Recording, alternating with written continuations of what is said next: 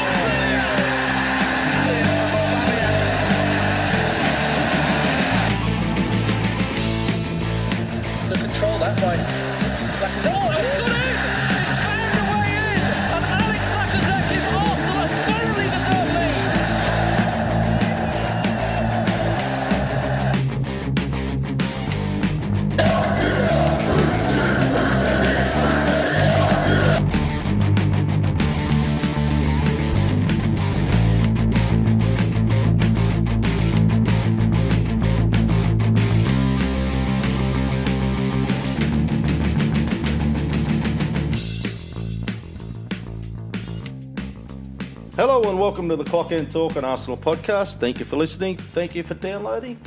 I'm your host, Tez. You can follow me at GoonerTez. And each and every week I'm joined by Tony and Schwinn. Tony, you can get you at @ClockEnd_talk. How are you, buddy? Yeah, I'm good, thanks. Glad the window's open. We're finally getting back to football. Premier League's back tonight. Arsenal back Sunday. I say it's a good time to be alive, but then we'll probably draw or lose on Sunday and I'll hate life again. Oh, fuck, don't do that, mate. I am on a fucking high at the moment, brother. That transfer window was just topped it off. Then last two signings at the end of the, and we'll get into it, but them last two signings yesterday was the icing on the cake for me. And I have Schwinn with us this week. How are you, buddy? AFC Schwinn, you can get him. Very good, very good. Glad to be back. Sorry you couldn't make the last show. I was in the midst of some travel, but if ever I was going to come back on for a show, it's this one, isn't it? It is, mate. This is our big one. This is the one that we take little snippets of you talking about Sanchez being the golden boot and put it in the intro. That's going to haunt me till my grave. And those who are new to the show and don't know what we're actually talking about, so this is a show where we'll touch on some transfers, well, some ins that and some outs that shocked us a little bit yesterday. Also, we do our predictions. We then go to questions from you good people, and then we'll finish up with our Newcastle United prediction and our starting lineup. So, right, Tony, let's get into it, mate. I've asked you throughout a couple of shows, what was your thoughts regarding the transfer window? I think I even said, how do you rate it? I think at that time you said an 8. I was very much on the same page as you. Are you giving it a 9 now, mate, with the last couple coming in? Yeah, 9, maybe even a 9.5. I think we filled all of the problem areas. I see the only negative would be that Luiz could have been someone better. I'm happy with it, but if we were going towards a 10, it would have been maybe a long-term big-name centre-back.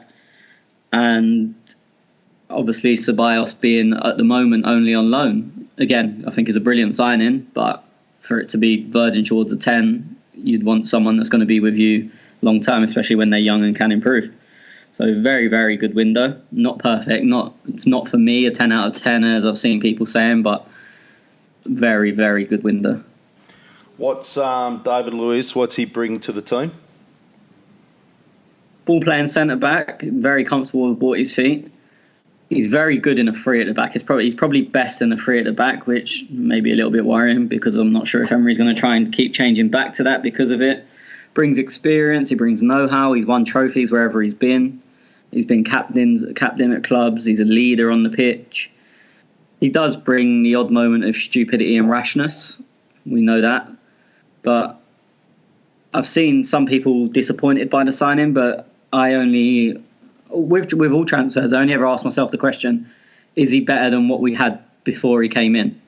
And for me, the answer is yes. So we've improved. So for me, that's enough. And especially, when you look at this window, you've got Adam Webster gone from Bristol City to Brighton for 20 million.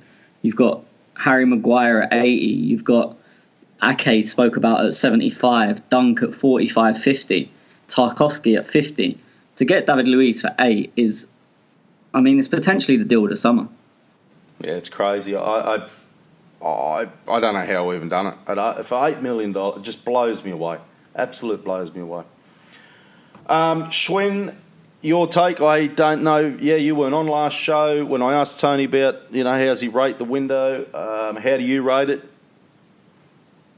I mean, I'd probably go just a notch higher than Tony at this point. I mean, I'd probably go 9.75. I think I'm a bit happier than Tony is about Luiz, maybe. I think that he's got 2 solid years left in him playing at the top level.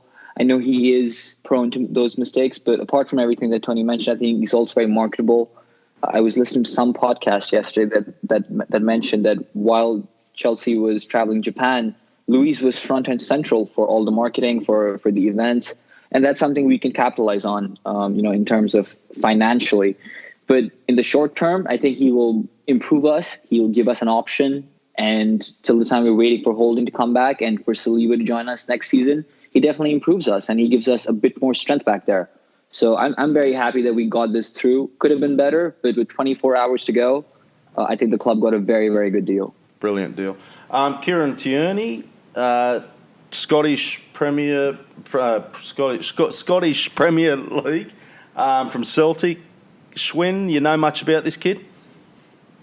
I watched him play once live. I've seen him on the telly a couple of times, just when the Old Firm is on. So that's not quite the right game to judge him on, just because that's a very, very heated derby. But by all accounts, he's been a Celtic boy. He's been with the club and risen through the ranks. Has now come on to become a fan favorite. We've seen that in action when Celtic fans haven't really been happy with his departure. But for $25 million, I think we've got a very good deal. Remember, this is a kid that has kept Andrew Robertson out of the team, of the Scottish national team at times. So there's certainly something about him. He can also play as a left center back in a 3. He has at times for Scotland. Not great, and maybe we won't deploy him in that sense, but we identified the left back as a position that we needed to strengthen and not essentially as a priority at the very top. So for us to go out and get one of the hottest prospects out there is tremendous business. And Tony, your thoughts? Yeah, good deal. I mean, there is always going to be the worry that the Scottish League isn't quite the standard of the Premier League. So it's sort of, they're always going to have that worry that can he do it in a tougher league or a tougher schedule, more so because Celtic play about 7 games a year. He's got all of the attributes and it looks like he will be a very good sign-in. He should suit us well. It's just whether he can take the intensity of having to do it every week in a tough game or most of the games. Very happy about the sign-in. We'll see. I don't want to put a downer on anything here, and I'm all positive, but are we concerned Tony Tierney's 22, Ceballos, he's 22, I know Saliba's not there, but he's 18, 19 next year. Pepe, 24. We're a young team. Are we worried about experience, or we've got that, with David Luiz and a couple others? No, I think we've got a good blend. I think you need that mix. Every decent team really has that mix. I mean, you're forgetting that most of our big name players, the ones that you'd list off if you'd saying who are the star players, you go Lacazette, Aubameyang. Some people would add in Ozil. They're all older players. They've been there and done it in various leagues, in international tournaments. So it's not like we're a team of 22-year-olds. It's a good blend. Now, I'll go to you quickly, Schwinn, then I'll come back around to Tony. We better just talk about Alex Iwobi. We're obviously going to gain some African listeners this year because we're not going to be riding off Iwobi. However, I do wish him very well at Everton. Schwinn, I said to you boys last night, deadline day, it was coming in for you boys and I was heading off to bed. I was totally shocked when I woke up and read this news this morning. Yeah, I mean, I tried to stay on top of deadline day as much as I could. And when this broke, I think it was a few hours left, or at least when I saw it, it was just, 3-4 hours left in the window. And it sort of made sense with, how things were going with Zaha. I could see what Everton were trying, but the price tag that was mentioned was just ludicrous to me. And at that point, I was, happy to drive him myself to Merseyside.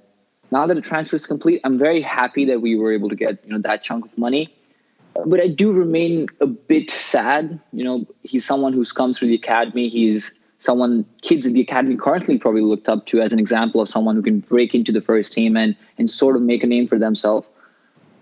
You always want those players to do well, and we did invest a lot of time in Iwobi, and we gave him a fair share. I'm just sad it didn't work out for him. I hope it does, as you said. And 35, 30, 40 million, whatever it is, it's a huge chunk of money for us. So I think a good deal for the both parties involved. And Tony, I'll come to you, mate, regarding Iwobi. I know you've been critical of Iwobi's performance throughout the season, and I've known you for a couple of seasons talking on this podcast, and you're critical from the footballer's performance, nothing personal against him, but your take on Iwobi heading to Everton? Yeah, it's always sad to see an academy graduate go, especially one that has graced the first team. It's not like you get these academy graduates who have never really played. Iwobi has been a big part of the team for a couple of seasons. I think for that money, it's very difficult to turn down. Obviously, I wasn't Iwobi's biggest fan, and as you said, it's for footballing reasons. I don't dislike any of the players. I want them to all perform to the best of their ability. I think his decision-making hasn't improved. Iwobi, and I think I don't know if it was a pressure of being at Arsenal. I actually think he was better in style when he first came into the team. He was more fearless. I think maybe it's the crowd's fault, but he took less risks in the last maybe year, 2 years of his Arsenal career. Maybe he was scared of giving the ball away or fans moaning if he kept getting tackled and whatever. But I think he played too much in his comfort zone, and that didn't really suit Arsenal. Look, I wish him a good career. Hopefully not at Arsenal's expense, because he has gone to not a direct rival, but a team in the Premier League that could affect us. I mean, obviously they did beat us last year, but I think for that money, you have to take it. I know there's fans that would have probably took 15 million for him, to be honest. I think the club have worked wonders getting that much money for him. And as I said, good luck. One more I'm just going to talk about quickly, Schwinn, because he was at the club for a very long time, and that's Carl Jenkinson. Thoughts were there? Nottingham Forest. Look, there's a lot of emotion there, and Jenko's post summed that up, but we had to call it quits at some point, and I'm glad we did. Whatever little chunk of money we got, I think is more than worth it. Good on him to have lived his dream and moved on without having to, I mean, he could have stayed if he wanted to and probably draw more handsome salary, but he moved on and penned his thoughts very, very eloquently, I thought. So good on you, Carl, and all the very best to you as well. And you got any say about Jenko, Tony? No, there's not really too much more you can add. As I said, he's an Arsenal boy, and as a fan, you can kind of see yourself in him. Also, like a fan, he just wasn't good enough to play for Arsenal, and that's literally, you can I know, be us. I know. Literally, Jenko could be one of us, which again makes you kind of sad to see him go. And as Ashwin said, the letter or the Instagram post, whatever it was emotional, and it feels like something any of us would have written if we were leaving Arsenal. But the fact is, in the cold light of day, he wasn't good enough, and I think he'll know that. But I also don't blame him for hanging on for so long, because if I was at Arsenal, I'd hang on for dear life. And as I said, you've got to think of him the same as us. Tony, I just want you to touch very quickly on, and I know I did say Jenko was the last, but Christian Billick, he went to Derby County for, look, I've got it about 8 million, could be more with add-ons and stuff. How did we ever get that deal, mate? That was crazy. Yeah, I mean, look, he's young. He had a good season in League One. I still maintain it wasn't great, and people were going over the top. He wasn't in the team of the year. I know people that played in League One that were much better than him. And he had quite a good Euros under-21, which I think done us huge favours. There was also a bidding war. Quite a lot of Championship teams were looking at him because they've seen he'd done well in League One, and obviously was very young. And it's helped that he was at Arsenal. If he had that same season in League One but was actually a Charlton player and they'd gone up to the Championship, teams wouldn't have been paying 10 million for him. I think sometimes that pedigree, that it's like having. I remember I spoke to someone who used to play before, who now films adverts, and he said being at a club like Arsenal or Man United is like having a high class degree. Like you're always just going to be rated that bit higher because that's where your footballing education was. And I think that has helped in this instance. I think getting 10 million for him was a good deal. And I can't see it being one of them that comes back to haunt us like a Gnabry or similar. I was just about to ask you, being a centre back, and we spoke on last week's podcast about how hard centre backs that come by. Will this be one that comes back to haunt us? Well, he's not really played centre back for years. Look, any transfer could go and haunt you. There's been players that have been sent away from clubs and people haven't even blinked an eye, and suddenly 2-3 years later they're seen as world class or top draw players. I don't think it will. I personally don't think he's good enough, but other people will do. I would be very surprised if it's a name we hear even in the Premier League or especially the top half of the Premier League ever again. I don't think that'll happen. Okay. You've only got to look. Everyone's going on about him, and look where he's gone. No disrespect to Derby, but they're a team that will fight for automatic promotion. They'll probably be, do you know what I mean? They'll be in the top 6 in the Championship. Yeah. If he's as good as everyone's saying, then he should be starting for us or fighting for a place for us. Why haven't any of the teams abroad in their top divisions gone for him, or why haven't a lower, even from 6th downwards in the Premier League, gone for him? I think people were just being romantic. As I said all along, if he was just at Charlton and had the season he had, not a single Arsenal fan would be saying we should sign this kid. Okay. And as I scroll down, I keep saying one more, and I have to talk about Koscielny. I didn't want to. You're only doing that because you can say his name now. I can say his name, and I'm fucking pissed off. I can now say his name, right? I've been practicing, and he fucking leaves us. Anyway, look, I spoke to you, Tony, in the WhatsApp group because he's gone to Bordeaux. Yeah.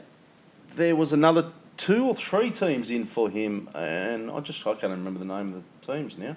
Rennes were the other one that were strongly linked. Yeah, okay. So I actually thought he was going there, but anyway, look, it looks like Bordeaux, they've got him. 5 million is what I've got. I don't know if that's more with add-ons and things. That seemed to end itself okay because there was a bit of a saga. Obviously, every Arsenal fan knows about it. He didn't travel to America and so on, and dug his heels in. And were you surprised, though? It's like I said last week. Getting towards the end of the window, he becomes a financial liability because you still have to pay him his $90,000 a week, and there's nothing you can really do about it. So it was in our interest to get rid of him. So I think we've done well to get that much for him, to be honest. I think we must have played a game of cat and mouse and said, okay, we'll keep him on that money. It's like, and acted like it was nothing to us. Because if I was a team trying to buy him, I wouldn't have offered anywhere near that because he was a useless asset. He wasn't even an asset. He was someone that was costing Arsenal money for no reason. So if I was the buying club, if I was Bordeaux or Rennes or whoever it was, I would have been offered minimal money. So for me, they've done well to get that money given the situation. Before I go to Schwinn, you've seen the video where he pulled off the Arsenal jersey into the Bordeaux and the announcement video. A lot of Arsenal fans were very pissed off and thought, well, fuck me, no respect for you, no respect for anything. Your take on it, Tony? I didn't think it was as bad as other people are going on about. It is very tasteless. I don't think it should have been done. I mean, how much choice he had in it. I doubt he's gone to Bordeaux and gone, look, here's the idea, let's do this. But obviously he could have refused. He could have said, look, I don't want to piss people off. Can we do it slightly differently? And they would have done. So I'm not like losing my head about it, but it is just tasteless and lacks class, and that is disappointing. And this is where I go to Schwinn. Your take on it all, mate? On the whole saga, because you weren't here with us last week, so the whole thing on it, does it stink with you? Yeah, it just leaves a bad taste in the mouth after so many years of loyal service. I think we spoke about pound for pound one of the best signings of the Emirates era, and I think Ramsey probably just raced ahead of Koscielny in that debate, I'd say. He's been around for a very long time, and there's a reason he was the captain chosen by Emery despite his injury. But to pull off something like this, the whole summer not going for the tour, not keeping it professional, leaving a bad precedence for the youngsters to look at, and then to top it all off, this unnecessary announcement video. I agree with Tony. The whole sentiment around it, I think, has been boiled over just by everything that happened in the build up to his departure. But there's no need for it. It's unnecessary. There's many other ways of going about it, and it just shows a lack of class, which is not something that you expect from an Arsenal player. No, To break in, even Ceballos, they done a very similar thing, but they done it in a shadow form. So they had him taking a shirt off and putting another shirt on. It just feels more disrespectful because you could actually see it was the Arsenal shirt, even though we all know with Ceballos what he was doing, what the message was. But it just feels worse when Koscielny's been through what he's been through recently, and it's just clear as day. I'm getting rid of the Arsenal shirt. Look, I think it's just piss poor form from a former club captain. Had that probably been not your club captain leaving and the way he left, I just wonder last year, going into last season, and I don't want to get on, drag on about last season, but I just wonder whether there was a bit of stink around him in the dressing room and things like that, because it was almost like as soon as the season finished, he wanted out. So whether him and Emery didn't get on or something's gone wrong there. And I don't know. I just think it stinks a bit from a former club captain. I don't think you'd see Tony Adams do that or one of the other greats. So. Just a couple of quick mentions. So I think, have I touched on everybody? Who else? Everybody. Ospina, he's gone. Janko. Asano, he left. Bramall left. Welbeck, that was the other one. I was glad to see Welbeck go to Watford, Tony. Good move for him. Very good move for him, especially if he's got the money he wanted. I've always had a soft spot for Danny Welbeck. I think he's a lot better player than people give him credit for. Again, it's another one that I wish well, whilst hoping he doesn't damage Arsenal along the way. Mm-hmm. Who's this fucking goalkeeper that we flogged off? Dejan Iliev? Yeah, he was in the squad last season to make up the homegrown stuff. He's gone out on loan, I think.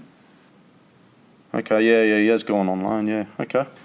Right, that's about it, boys. I just want one thing from you, Tony. Who was the best incoming for Arsenal in the window?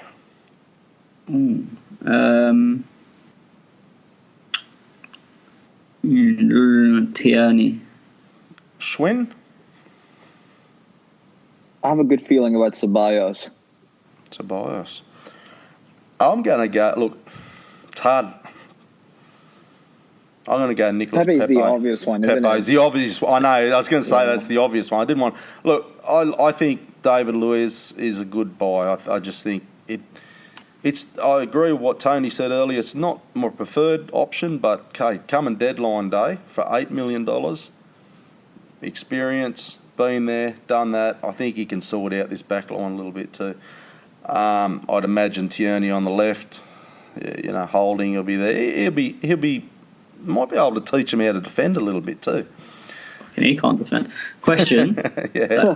Is he sitting at the captain's table as in one of the options? Ooh. No, I don't. I would imagine so. Surely, I is think he? so.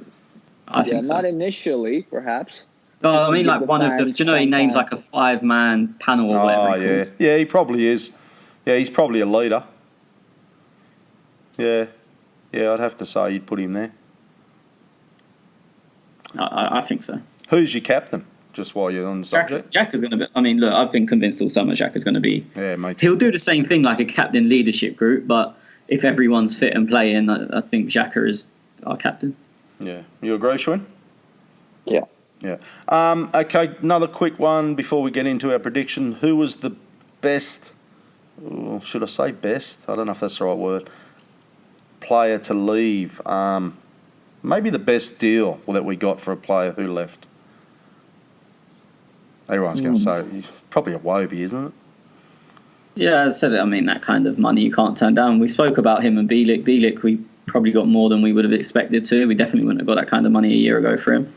And then there's Iwobi, who we got, it could rise to be our record ever sale. And you think of all the players we've had. I saw a list yesterday of all the players we've let go in the last 12 years. And to think Iwobi was the highest sold is scandalous, really. But it's what it is. That's modern football. Yeah. You agree, Shrin? You went, ooh. Yeah. I mean, look, I still can't get over that 10 million Bielik deal. I know. It's crazy, isn't it? It would just never happen, in the past years. I mean, we sold Alex Oxlade-Chamberlain for 45 million, which was a very good deal, and Alex has played way more games than Iwobi has. But and this Iwobi deal is brilliant. But I think Iwobi is someone who can still go on and do good things and make Arsenal fans feel that, wow, we lost something there. And I think the scope for that with Bielik is far, far less. So 10 million for Bielik for me is at least worth a shout. Absolutely. I'm a little bit pissed off that we got rid of, obviously, Czech retired and Ospina for 3.5 million in Napoli. I never looked at replacing them. Like, when you look at Ospina and you think, well, he's probably going to start at Napoli. I haven't looked at who they've bought in, but I don't know if they've bought another goalkeeper in. So I think that's a terrible deal for Arsenal, but it is what it is, I guess. Yeah. It was that 1-year contract too, right? I think that's all was remaining at that point. I'm not sure. I'll be honest. I'm just looking at the list here of who went out, and he just stuck out like a sore thumb, and I went. Okay, let's get into some predictions, boys. So we're going to do is that it for the transfers, lads? That's it. We've covered that was it 20 minutes ago. You just kept asking questions. No. I love talking. Love talking to you, pair of cunts. Is that a bad thing? Okay. Right, let's get into our predictions. So I'm going to ask some stuff. All this will be on the clockandtalk.blogspot.com as of Sunday night.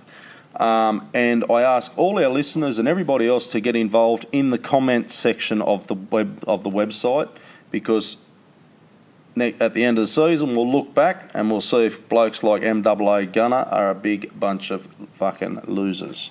Okay. Schwinn, are you writing these down? No, I'm not writing them down. Is someone writing them down? Me and Schwinn, yeah, we've written ours down. You write yours down and send them to me later, and I'll pass them to Craig. You got a pen? No, I think I'm on here to speak, Tez. You know that. Come on, mate. You got to do something. We sorted all this out off air. Where were you? Transcribing is not work, Tony. Huh? Transcribing is not work. I mean, it is. Haven't you even written? No, Schwinn's just volunteered. He said it's not work, so he's going to do it. Cheers, mate. I've already done mine. No. You just said it's not work. So thank you. Haven't you? Are you just going to rattle them off the top of your head? You haven't even written them down yet. Yeah, exactly. Righto. Okay. I don't even know the questions. Okay, Tony. We'll start with who's going to win the league. Man City. Schwinn. Yep, Man City. Yeah, I've got Man City as well. Top 4, Tony. City, Liverpool, Tottenham, Arsenal. In order, that is? Yeah. Okay, Schwinn. City, Liverpool, Arsenal, Tottenham. I'm exactly the same. City, Liverpool, Arsenal, Tottenham. Top 6, Tony. Chelsea, United. Schwinn. United, Chelsea. Chelsea and Everton, I've gone. That's the first wild card pick. I changed that actually after I seen I changed that today with Craig. I said I'm changing it. Relegation, Tony. Not in order because I don't know. Yeah, but only Norwich, Yeah, Norwich, Sheffield United, and Brighton. Schwinn? Norwich, Aston Villa, and Newcastle. Wow. Okay. I've got Newcastle, Sheffield United, and Norwich. There was not a chance that Tez was going to put Brighton in there after they signed Aaron Moy. No chance. I think I changed that as well. They could have sold 24 of their other players. If they had Aaron Moy, he was never going to put them in. Mate, he'll keep them up. Just him alone. Champions League winner, Tony. I don't know. Juventus is what I'm going to say. That's who I would put my money on if I was making a bet now. So yeah, them. I don't think they will, but that's who. I think that's where the smart money goes. Okay. Schwinn? Yep, Juventus. Okay, I'm going Barcelona. Runners up, Tony. I'm just going to say Barcelona because I don't really know. Schwinn? Atletico. Wow. I've Oh, gone, you loved João Felix, though, didn't you? Mm-hmm. I've gone Juventus as runners up. So Barcelona, Juventus for me as a final. Europa League winner, Tony? I think this is probably the hardest question because you don't know who's going to drop down from the Champions League. At the moment, we're favourites, so I'm going to say us. But it is a stab in the dark with that one. Schwinn? The Arsenal. Yeah, I've gone Arsenal as well. Runners up, Tony? United. Schwinn? Napoli. I've gone Roma. Cool show. FA Cup winner, Tony? Liverpool. Schwinn? Liverpool. I've gone Everton. League Cup winner, Tony? Tottenham. Schwinn? Wolves. I've gone Wolves, wow. I've gone Manchester City. Is there a category on sorry, because obviously I don't know these things. Is there a category on underperformers? Is that one of our questions? Don't Nope. think so. Nope. Yeah. Do you want to add that in too? Yeah. Well, We can. We'll add that in a minute. Okay. I already give you these questions a week ago. I don't listen to you. I noticed. Well, I that's noticed. I literally noticed. Okay. Where are we up to? League Cup winner, I said Manchester City. First You just sacking. said Wolves. You literally just said Wolves. Schwinn said Wolves. You obviously don't listen to him as well. Fuck. Oh, I heard Wolves from someone. You both sound the same to me. You both are. Fucking hell. It is early in the morning there, so I'll give you the benefit of the doubt. You probably just got out of bed. Not long. Okay, so I'll go Manchester City. Is that all right? Yeah, you go wherever you want, mate. I just wanted to check. Okay, Tony, first manager sacked. Ooh, so you should have given me these questions in advance, mate. Oh, fuck's sake. Oh, this is pressure because I got this right last year. I was the only one to, by the way, just putting it out there. I think you copied me, just quietly. Huh? I thought you copied me. No, because I was the only one that got it right. I can't. If I'm the only one, I can't have copied someone else. I'll go to Schwinn while you're thinking. Schwinn? Dean Smith. Dean Smith. Okay. I'm sort of torn between Dean Smith and Steve Bruce, but I'll go with Dean Smith. I've gone Solskjaer from Manchester United. Wow. Yeah, I was thinking Solskjaer. Tony? Oh, I was thinking Solskjaer as You're well. going there. Okay. Golden Boot, Tony. Aguero. Schwinn? Aubameyang. I've gone Aubameyang as well. What do we got? Player of the season, Tony. Is that us or the league? The league.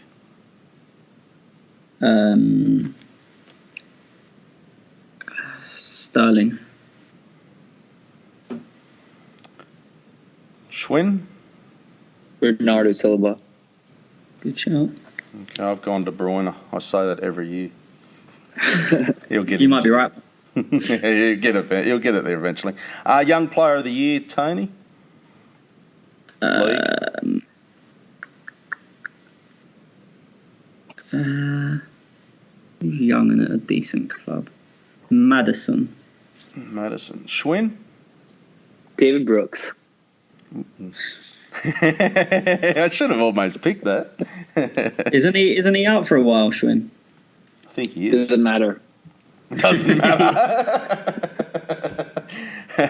I've gone Trent Alexander-Arnold. Ooh, good shout. And another very good shout would be Wan-Bissaka. Yeah, he would be too. I'm changing mine, Wan-Bissaka. Okay. Now we've got breakout player for Arsenal, Tony.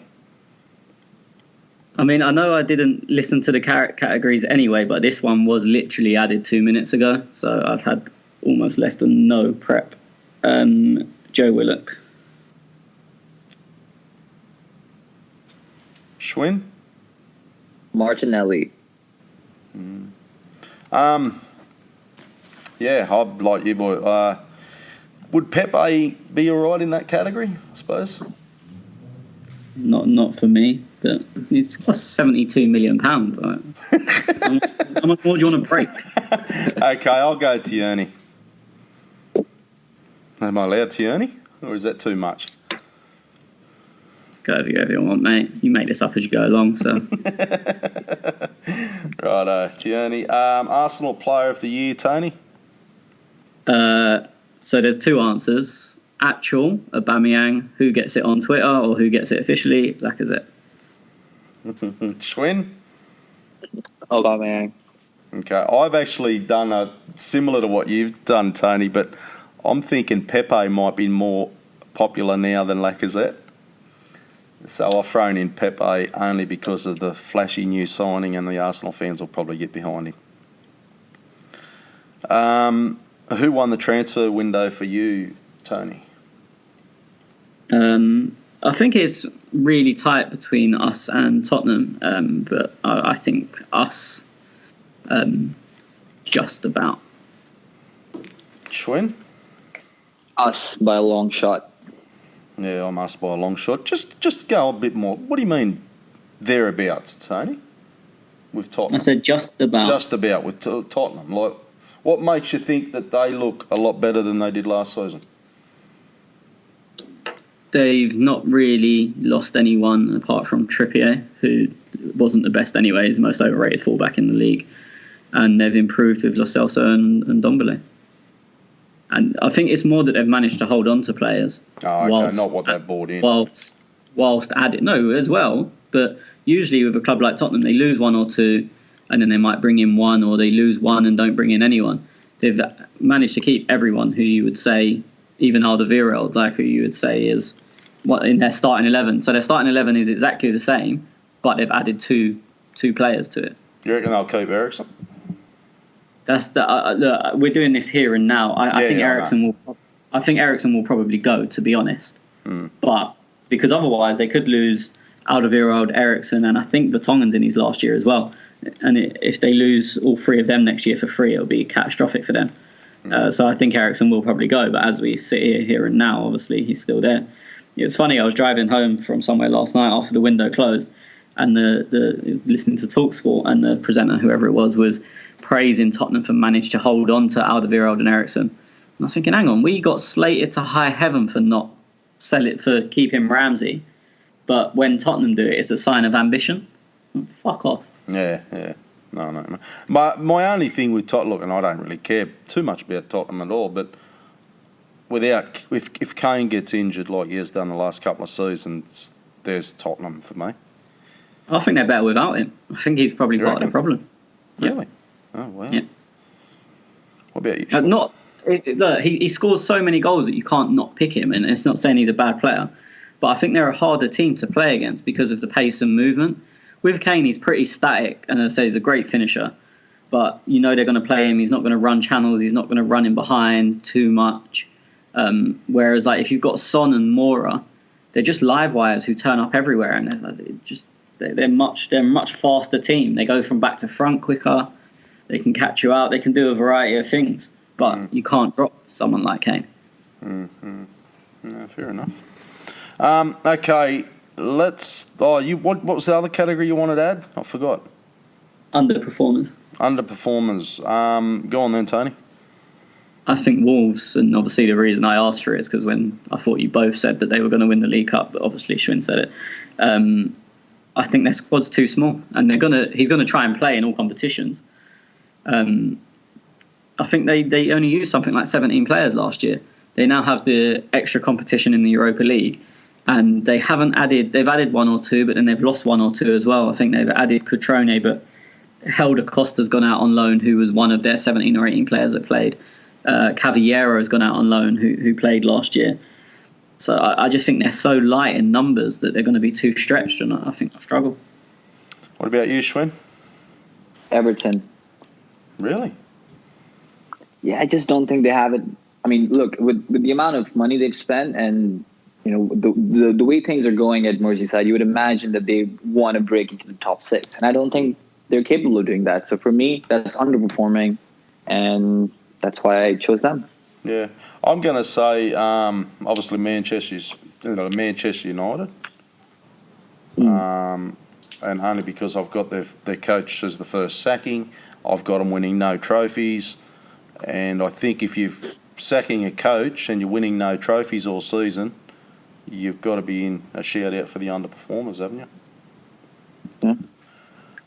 It's difficult with Chelsea as well, because Lampard's been brought in on a job to nothing. They've obviously had no transfer window. So it's like, what is the expectations with them? I think people are saying top 6. We've all had them top 6, I think. But I wouldn't be entirely surprised if they're 7th or 8th. But then I don't know if that's underperforming, because I don't really know what target I've set on them just because of all the hardship they've had. What's blowing me with Chelsea just quickly is, and I know it's hard because they can't buy anyone, but I can't believe they let go Morata. Like, you haven't got a striker at all except Giroud. Batshuayi, Abraham. Oh, yeah, I keep forgetting about him. Batshuayi, or whatever his fucking name is. Yeah, I keep forgetting about him. Abraham. Yeah, okay, but still, you haven't got an out-and-out striker, have you? Well, the 3 I've just named.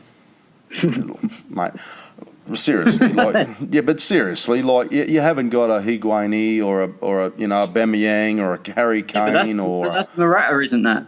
So I would have taken that money from Morata all day. Yeah, okay. Every single day of the week.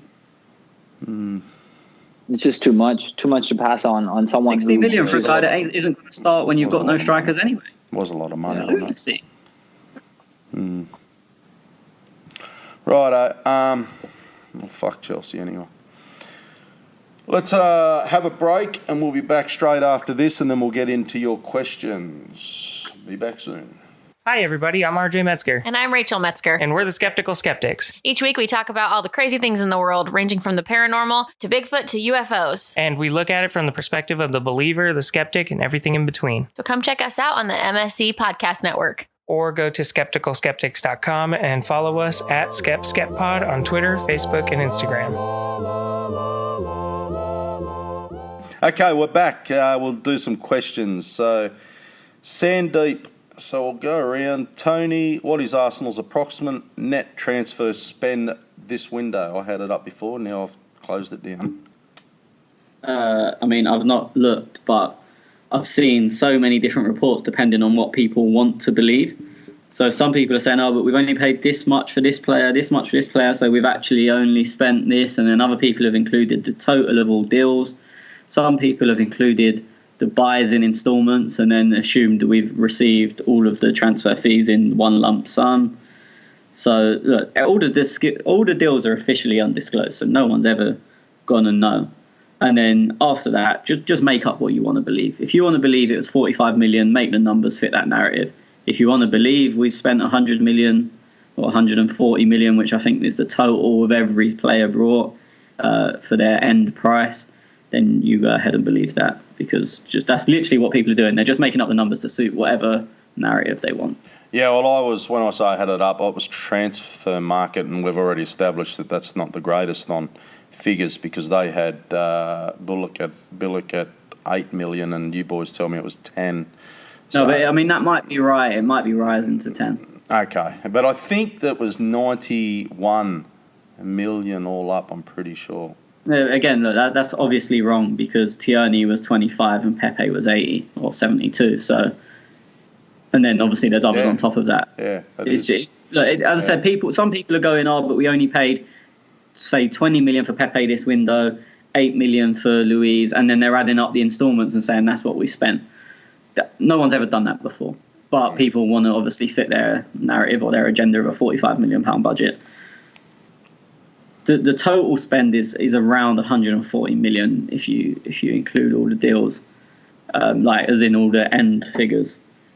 It's funny. I saw our favourite sports writer this morning, who he said Arsenal were the top spenders in the league, and I think Sky Sports had United about 10 million ahead of us, and he went, "Oh no, yeah, but they have included the 15 million loan fee for Ceballos." I was thinking, well, that didn't happen, and then. Later on, he was like, "Oh, well, everyone was moaning when they thought it was 15 million, and now I'm saying it is 15 million. You're moaning again."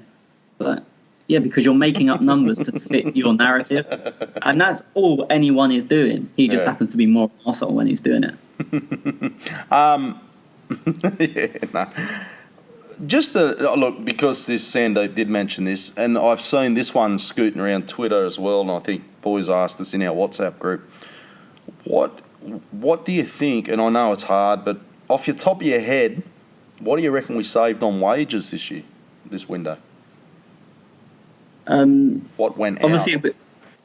Yeah, well, I don't know really what the players who are coming in are earning. So I think Tierney's rumoured about 70, but that's the only one I know. I don't know what the others are really earning. In terms of outs, I mean, it's got to be verging on... I've not added it up. If I wrote down a list of players, you could probably get quite an accurate figure, but it's got to be around the 800, so I'll guess, just to pick a number off my head. Mm-hmm. Pretty good. Okay, Schwen, is David Luiz a panic buy or a steal, says MAA Gunner? I think it's more of a steal. I think, look, we were definitely in the market for a centre back. I think that we all know that. I think even Emery came out after the Barcelona game and said that we are in the market for someone in that position. I'm not sure whether it was David Luiz per se, but as spoken about at the top of the show, I think it's a good deal with 24 hours to go, and I think he improves the squad. So not really a panic buy for me. Yeah, I'm the same with you. MAA Gunner, thoughts on the Granit Xhaka interview with the BBC? MAA Gunner shared this in our WhatsApp group. It was on a podcast on the BBC... What's that thing? BBC 4 or something? What's it? 5 Live. Yeah. So, did you listen to it, Tony? Yeah, well, I listened to the whole thing. When he posted it, he was like, "Oh, it's really shocking what Granit said, and I'm really surprised. It's really changed how I think of him." I mean, I didn't find anything that surprising at all. There was a couple of things he said where I was like, "Okay, that's a bit off the beaten track." I mean, you know, these footballers are so highly PR trained that you can usually know what they're going to say before they say it because it's within a set of guidelines that are allowed to speak. There was a couple of things he said outside that, mainly that the negativity around the club's got to stop, both from fans and pundits. But I didn't think it was too shocking of an interview, but MAA Gunner clearly did. No, I was with you. I thought, look, what I probably got from it was he's a born leader. He's captained all the clubs he's been at. He's been the captain of his country now, and you know he's worn the armband for Arsenal. And I just see a leadership in it. A leader. He's just a born captain for me, and you could say that's probably the way he come across on that show as well. Does anyone know what the fuck Gazidis was doing at Arsenal? You mean, was he there recently or just during his tenure? I'm only asking the question. I don't know. It just means what was his job, essentially? And why wasn't he doing it? I don't know. I think that's I mean, it's so hard to really identify whether it was Gazidis that was, was shackling Wenger, or whether it was just that time frame, where we were going through austerity. We obviously know that KSE had not completely bought over the club, so we don't know what sort of guidelines they were being sent from the top. I don't know. It's very hard to really just blame Gazidis based on the last two windows. I'm just going to add, though, what has he done in his current role? Because they haven't done much this window either. At Milan, you mean? Yeah. Well, I think we have to sort of rise above the football and sort of understand that his position is more of an executive officer, where he looks beyond the football and has a bigger duty. Look, if you look at him as an executive, one could argue that he's someone that you bring in during a time of financial difficulty, and he's someone that gets you out of it. But if you're already out of it, he may not be the best person to lead you into, to the next level. There are executives out there who are, headhunted just for this particular purpose. And Gazidis may well as be one of them. I don't know. I'm just speculating here. I know as much as or as little as everyone listening here. And that's just how I see it from the outside. Yeah, I would go with similar. I think he's not really a football man. It's like almost saying, what does Vinay do? Because we're hailing Raul with all the signings and stuff. And Vinay's doing his stuff in the background and getting the commercial deals and whatnot. But because Gazidis was trying to do both of them jobs, but he only really has knowledge of one side of it, it was always going to fail. I think my biggest problem with Gazidis is he backed Stats DNA too much. I don't know if it was his idea to purchase it. I think Schwinn will probably know more than me because it's his field. But there's so many reports of players that have just been basically turned down because Stats DNA said no. And you've got the football men telling you, I don't really care what these stats are telling me. This guy can play football. This is what I want. And it was no, the computer says no, essentially.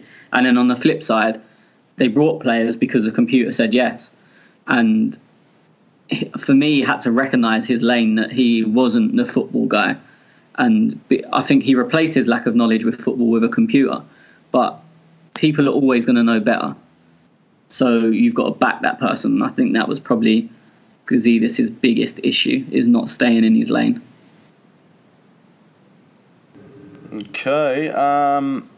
Did you think that Raul first joined, he would have such a big impact as he's done this summer? And look, let's just take a minute here, because this is a guy, and I presume it's him, right? I'm just speculating. Sven was the bloke who was coming in. We've seen a couple of, Guendouzi, we say it was his signing and whatnot. Something didn't go right. I presume it's Raul and Sven didn't get on. He gets told, we don't want you no more. And then all of a sudden, we have this transfer window where everybody's hailing Raul. I don't know. Your thoughts on it all, Tony? Yeah, from what we know, and again, we only know as much as everyone else, or as little as everyone else, they just had very different ways of working. And it's not saying one's right or one's wrong. I think the Raul way is probably a bit more exciting, because you see yourself signing these big names.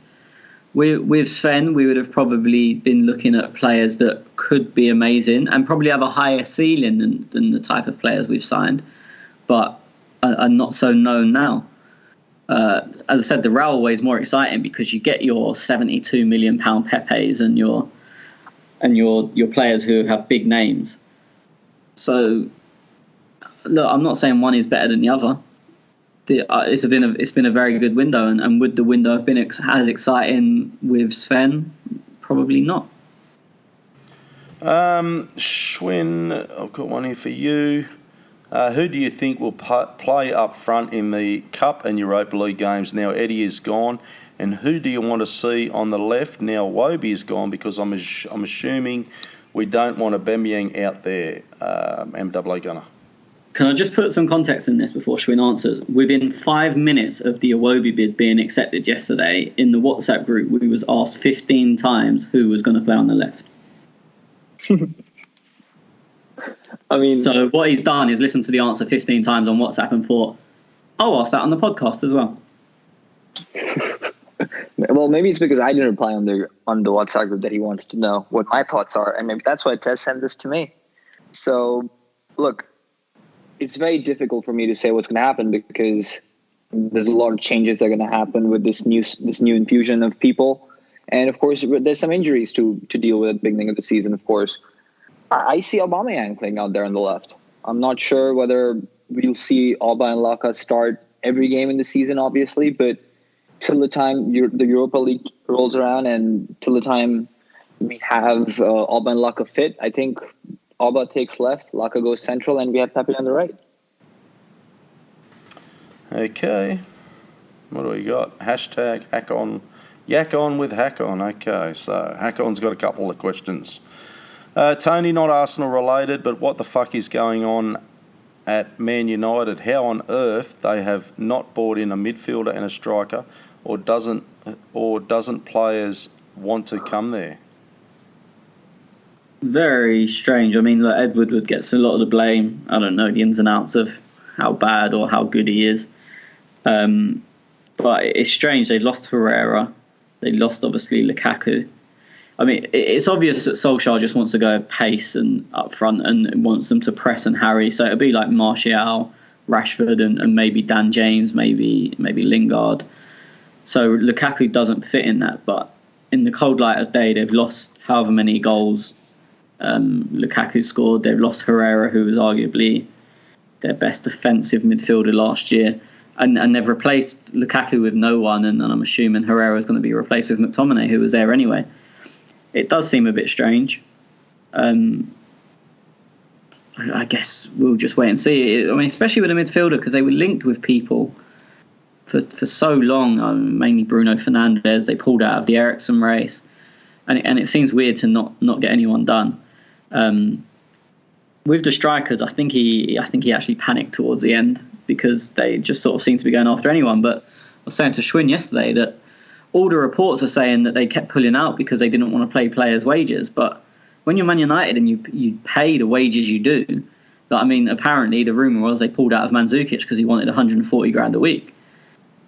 I wouldn't want Mandzukic on 140 grand a week at Arsenal, so you could possibly say it's good business. But when you're paying De Gea reportedly a world record wage for a keeper, you've got Pogba on crazy money, Alexis on crazy money, 140 grand really isn't a lot. I mean, I think Rashford's on 300 or so now, according to reports.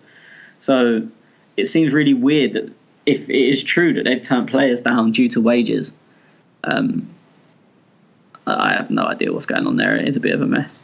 But then they've got a manager to do that. I don't know if they really want him there. So are they going to go and massively back him?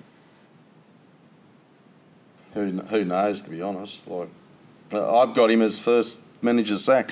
Who they bring in is going to be interesting if he is the first man sacked. Solskjaer was brought in as a caretaker until the end of the season in December. Yep. He's then had the first 10 or so games, for me, is probably the worst thing that happened to Man United because they were very good. And then they gave him the job, and then everything reverted back to what it was. Had that happened, or then, so say he had 10 wins and then a few draws and some losses, had they all been mixed, he wouldn't be in the job. Because then the first 10 good performances came all at once, they were like, oh, fuck me, this is a man, we need to tie him down. And I think that's cost them. And then now they know, I don't think they want to back him because you can't let him bring in his own players if they don't see him there long term. I mean, I had him down as my first sacked as well, but even if he's not, I'll be amazed if he's United manager this time next year. Yeah, I agree. Okay, Schwinn, when do you guys think we will see our best lineup? This includes Bellerin, Tierney and Pepe, assuming they are part of it, says Hackon Larsen. I mean, I would imagine they're all three are part of it, but for me to say when is very hard. I've not kept up with the timelines that are involved with their recovery. So Arsenal done an update this morning. I think October was Bellerin. Everyone else, it didn't say about Tierney, but the rest are all pretty much in training. I didn't know that Mavropanos is out for 6 weeks. So the update this morning was Lacazette's being assessed ahead of the game on Sunday. So is Pepe. Bellerin aiming to participate in full training in October. So you'd imagine November before he's back. Holding is now training with the first team. Mavropanos is out for at least 6 to 8 weeks. Smith Rowe will be joining the squad again in the next week or two. And El Neni, they're just checking his fitness after obviously not really having a pre-season. So that was the update this morning from Arsenal. Did you say Pepe is also injured? No, so obviously fitness because he's not really had a pre-season. Okay. So they're checking him and El Neni, they're both checking their fitness ahead of the weekenders if they're ready to play. Yeah, and I think Tierney said in his first interview with the club that he's already started doing some wall work. So I would imagine he's about 2-3 weeks out as well. Well, but then there's a clip Arsenal released. I don't know if you've seen it, when he was talking to Holding in the gym, and Holding says to him how long, and he said 6 weeks, but it could be sooner. Oh, did he? Okay. Yeah, I mean, it's not like a release clip. I mean, it's a release clip. It's not like an interview, but as they're meeting and shaking hands, you can hear it on the video. Okay. So, yeah, I mean, we'll have to wait and see when everyone's available. And look, we know Emery is pretty merit-based. So if Kolasinac or Montreal are having a good run out, then maybe Tierney doesn't, break into the team right away. So it's difficult to say. Okay, he says 1 of 2. So, in my opinion, I think the sale of Iwobi was right. This is the sort of thing we will see more of. We buy, develop, and if a player is the asset, we keep. If we see more value in selling, we sell. This is the case with Iwobi right now, and part of a self-sustaining model. 2 of 2, we have Nelson, Saka, Martinelli, who the club sees potential and what to give the chance to them instead. If they can't come to the level, we need to sell them too. This acting like a real club, there will always be an opinion on the players sold, always. Thoughts on all that, Tony? Yeah, I mean, he's pretty much right. We do get, and every club does it, but we're just obviously more involved with Arsenal. We do get attached to players for different reasons, whether it be we like their style, or we like their background, or for whatever reason you like Xhaka, you like his arse or some shit. But we've got a football club can't really operate like that. You can maybe get away with having 1 or 2. But in general, you've got to go with, if they're not at the level and there's value in selling them, and I think value is the key word, then they should be shifted on. And we can't get too attached to players. But I've said this before on the podcast, I think that's a sign of modern football where people just, they not only support certain players, but they back certain players. I mean, you see it all the time on Twitter. How many accounts are there that there's like the at is like Lacazette season, or... Yeah, I'm changing mine this year to at Pepe_Tez on left wing. No, but you know what I mean? You get loads. I know what you're saying. You get heaps. And I think I can't say that's something that has to stop, because everyone's free to do whatever they want. But I think that's probably the reason we get attached to players, and then people get upset when them players are sold, even if they're not good enough, because they've backed that player, and as I said, people don't really want to admit that they were wrong. Or but I wonder if it's the case. Look, you touched on this. I wonder if it's the case that, not only attachment, but you put in so much energy in, and I know myself, with Granit Xhaka. I like Granit. I love Granit. If Granit left next year, would I be disappointed? Nah, not really. Move on, see you later, bring in the next bloke. That's me. But how many people on social media have, let's say, debates over that player, good and bad? Like, so many people would be putting so many hours in talking about how good Granit is, or how good Iwobi was, and defending him for the whole time that he was playing at Arsenal, to then see him leave. And I think that's why it's like tearing a little bit of your own heart out. Yeah, and I think going back to Hakon's point, a club can't operate like that. Yeah, I know. I'm not worried with the so-called shopping centre tag. really. If we're bringing in good players and we're competitive, we're the top of the league, top 4, we're Champions League, and we're having a really good crack at Champions League, whether it's top 16, top 8, winning it would be excellent. But hey, if we're there and competing it, does it really matter if you're turning over players? I think this issue comes to its worst moment when it's a real star that goes. So look, no disrespect to Iwobi and obviously even less to Jenko, but they're no one's like main guy, like in general. If Lacazette or Aubameyang was one of them players that went, I think heads would go, and to an extent Ozil as well.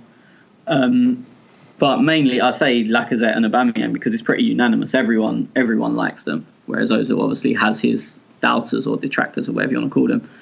But I think that's when the real hard test of this approach is when it's a name everyone likes. There may still be great value in doing the deal, but that's where value and the personal feelings clash, and what comes out of that is very important.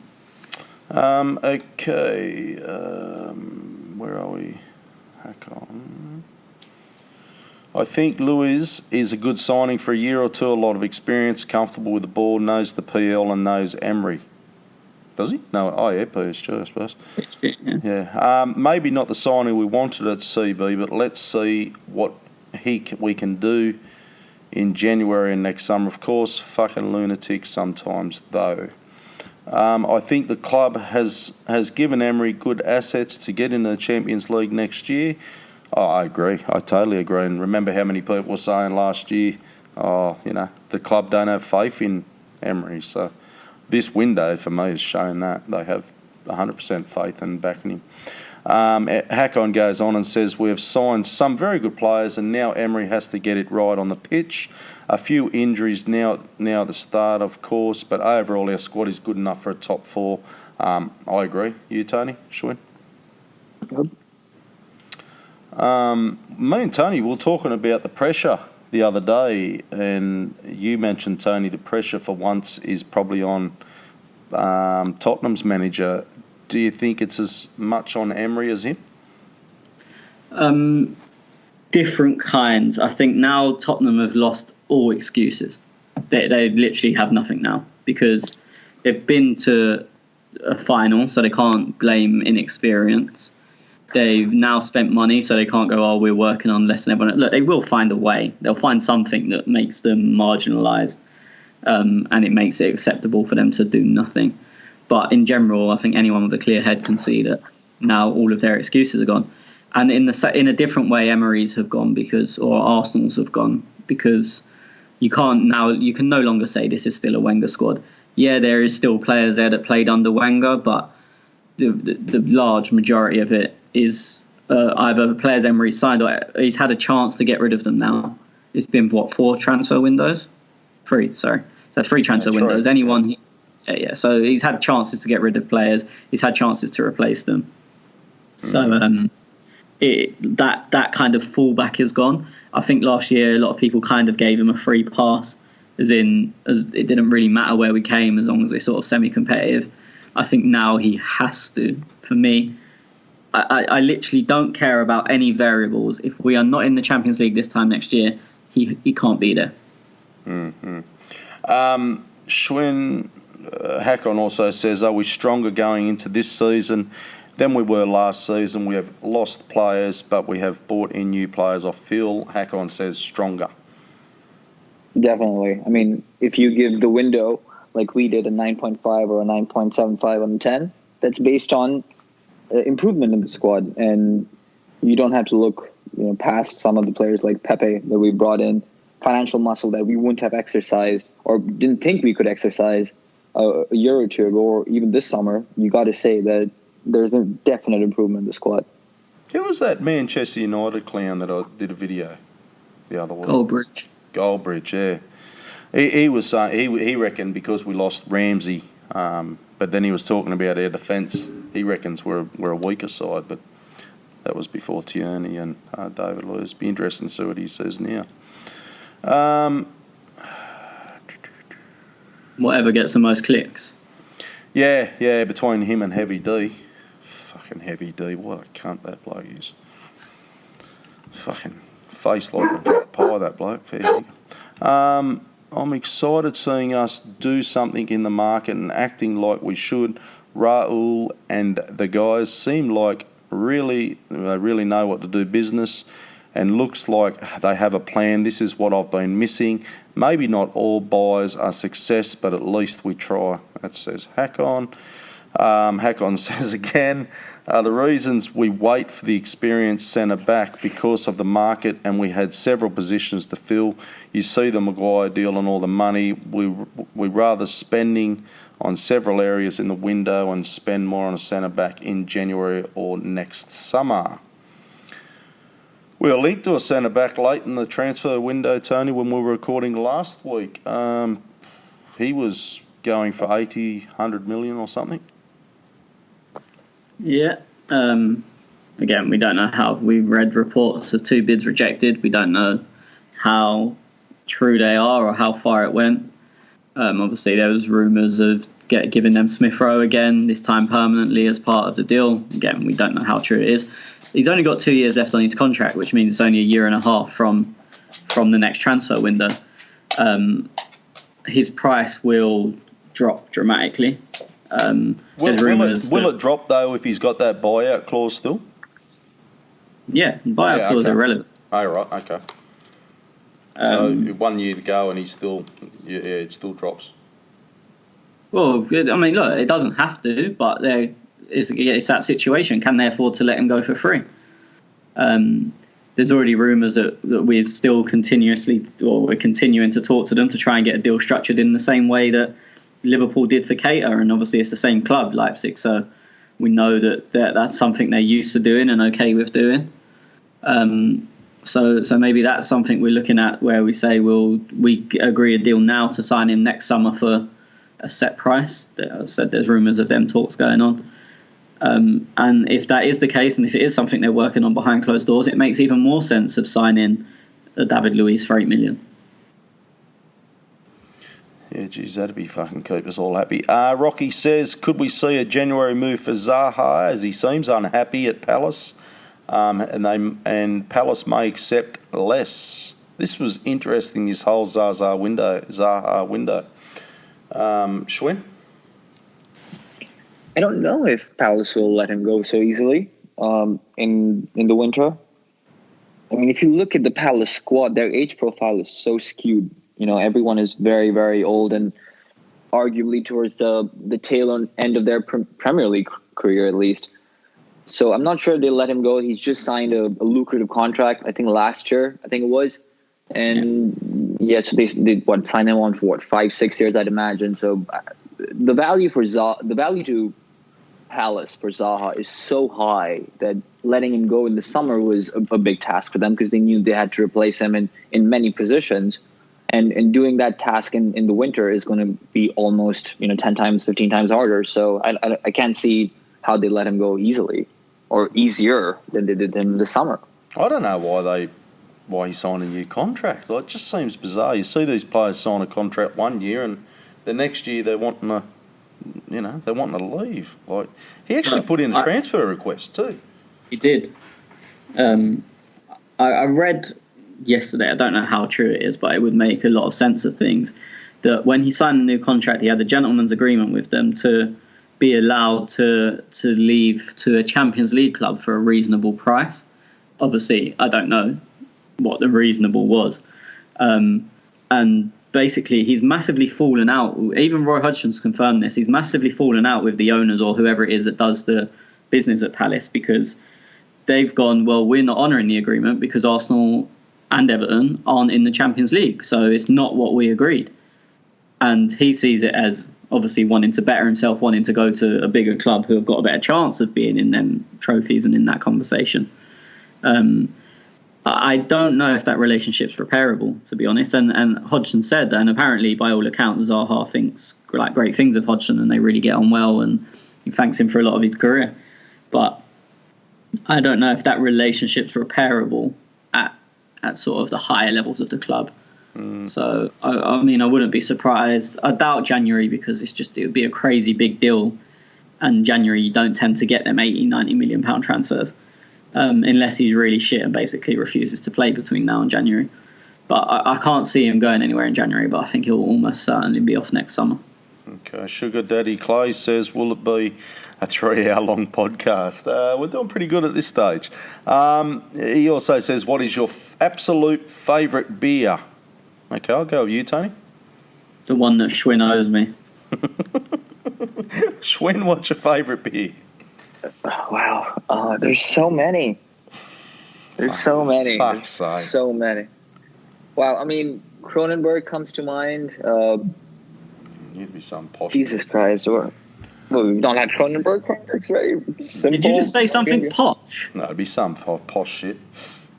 Kronenberg's pretty simple beer. It's my go-to beer, so yeah, I'll just go with Kronenberg and not top off any other list. Probably hen's piss, so we don't get it over here. In your country literally invented Foster's. Yeah, and we gave it to you. Exported it for a fucking absolute fortune. You can't talk about anything else being shit when your country's only claim to fame is Foster's. I don't think there is a Aussie, and correct me if I'm wrong, but no, you clowns don't correct me, but a couple of Aussies correct me. I don't think there's an Aussie drinks it. Not one person that I've come across who drinks that shit. For me, look, you don't even know it, so it's Great Northern. You wouldn't even know the beer, so it's just a good fucking beer. But I'm a Bundaberg rum drinker, really, so yeah.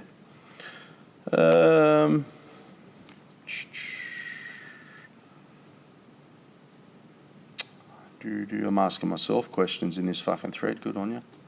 Yeah, we know. Glenn says, no question, just a remark. I'm happy with the transfer window. That just happened. I'll be honest, I was one of those whingers. Yes, we know, Glenn. I fucking hear you every day whinging at me. By mid-July and how I thought nothing had changed, but I have been happily proven wrong. We sold some players we needed to go and we bought in the areas we needed. Glenn was not happy at all with even just Pepe and the other couple. It wasn't until the last day with Tierney and David Luiz which sealed the window for him. He wasn't even given a 7 or an 8 before then. So poor old Glenn. Lewis says, why are the English leagues so much different than the other European leagues? Start early, no winter break, and now the window changed for any reason or just bollocks, Tony? There's a few reasons. One, we have more competitions. We have the League Cup. Most other countries don't, and if they do, they literally don't count. They don't take it seriously at all. So that's one of them. The transfer window obviously only changed last year. It was a vote by all of the English clubs because they felt it was nonsense going into the season and you're trying to unsettle players from other teams.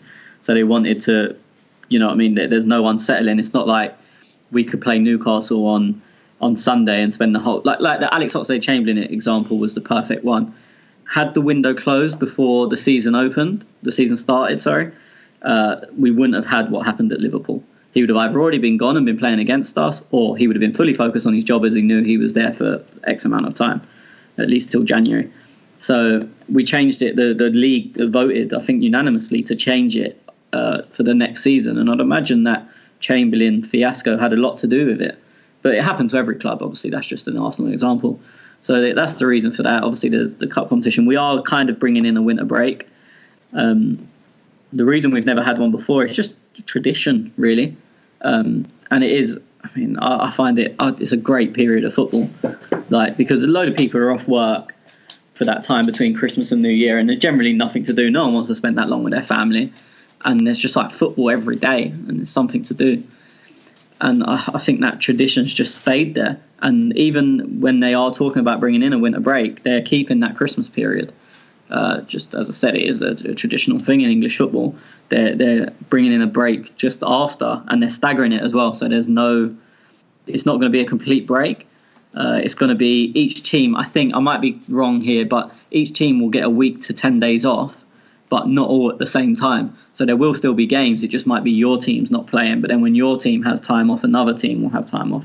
So you kind of get in that rest and recuperation. It's just, as I said, a lot of it is tradition, and the other reasons are what I've said, really. Okay.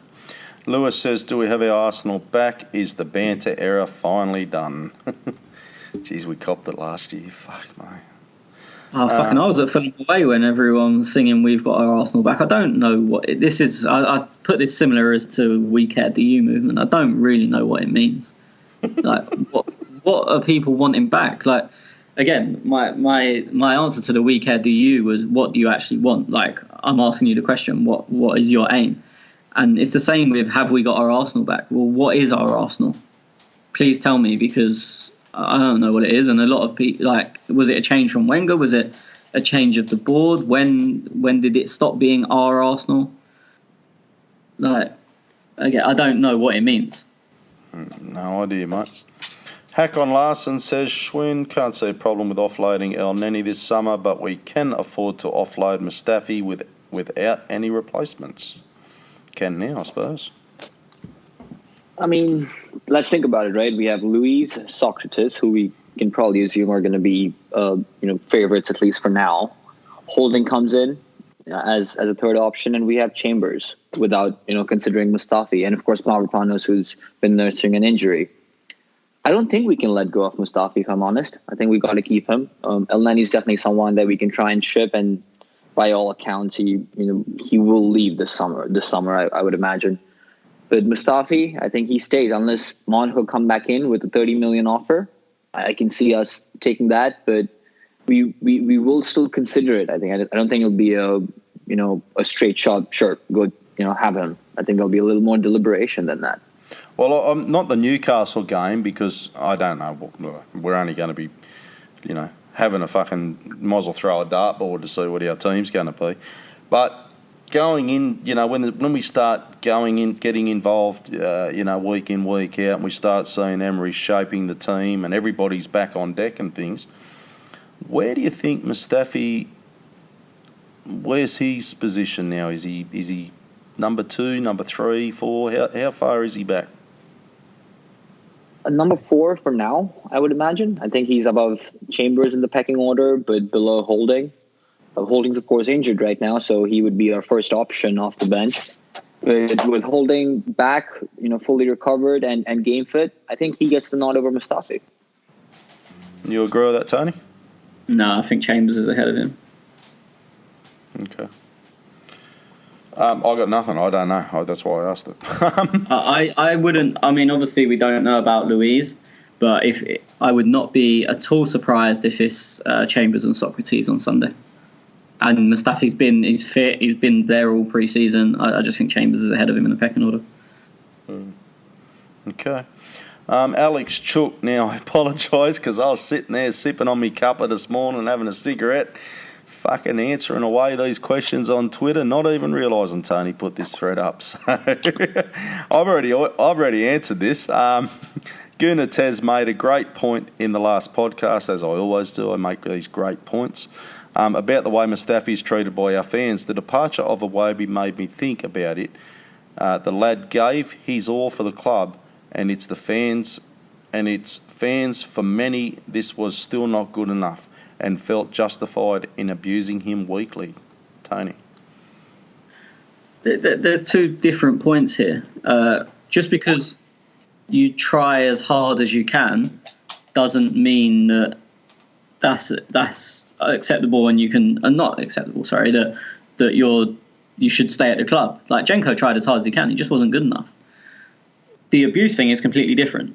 No player should be abused, regardless. So if they make a mistake, you go, "Oh, look, he was a bit of a cunt. That was a shit mistake." But for me, that's where it ends. We seem to at Arsenal have continuous abuse. Like, you make a mistake and you're reminded of it for years or forever, and that reputation never goes.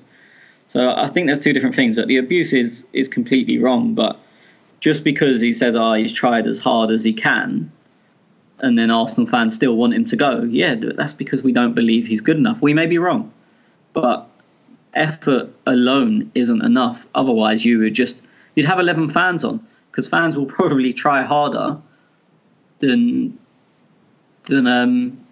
Sorry, your message just popped up on the screen. Fans will probably try harder than some players will, because it's in their heart. It's truly in their heart, but they wouldn't have the ability. Well, I agree with what you're saying. I think there's kind of two different messages in one there. Yeah. Okay, Schwin's just had to do the bolt. He's had something to do, so it's just me and you to finish off, Tony. Look, I went on and answered. It shits me to tears when I see Arsenal fans, like, that really pissed me off. As I'm happy to take the piss out on Mustafi for his performance, but don't boo the bloke before he gets fucking on the field. That was just ridiculous. The amount of hate that I've seen towards Granit, even just pre-season, but yet then these same Arsenal fans, and I don't want to single anybody out, but then they say, but I don't really watch pre-season games because it's just pre-season, but I'll jump on Twitter and fucking start hanging some shit on a player on a game that I didn't even watch. And it's just fucking shit, to be honest. The Wobie used to get his fair bit of hate, and look, even on this podcast, he never got hate from us, but we always judge the players, and people probably think, who are we to judge players? Well, at the end of the day, we're just fans like you guys watching the game, as Tony says, with our eyes, but we'll never come out and say, I hope he trips and fucking falls over and breaks his knee and that's him out for the season, so somebody else can take his position, because that's not what we're about. So that really pisses me when I see stuff like that, though. Gator Guna, exciting about all the new transfers and moving some players on. How long do you think it'll take for this team to come together as a cohesive unit? That's a good question. Yeah, it's $1 billion question. No one knows it at any team, and if anyone knew what it was that caused that, then everyone would be able to do it. Hopefully, this is just a hope. We've got people in units where they'll fit. So people could say, like Pepe, there may be a language barrier, but he's hopefully going to be playing up the top end of the pitch with two other like native French speakers. So his lack of English for now won't matter too much. The same if you look at our backline, the two people we've added are both, Louise speaks English and Tierney speaks Scottish, which is pretty similar, well, harder to understand. Ceballos maybe will be a little bit more difficult, but the Spanish in general seem to have quite a good grasp of languages. He'll probably speak basic English anyway. So hopefully... Pepe is the one that worries me, because I heard him talking on that podcast, and they had a translator talking, and I thought, how long is it going to take for him? But I suppose he'd have the thing with Lacazette.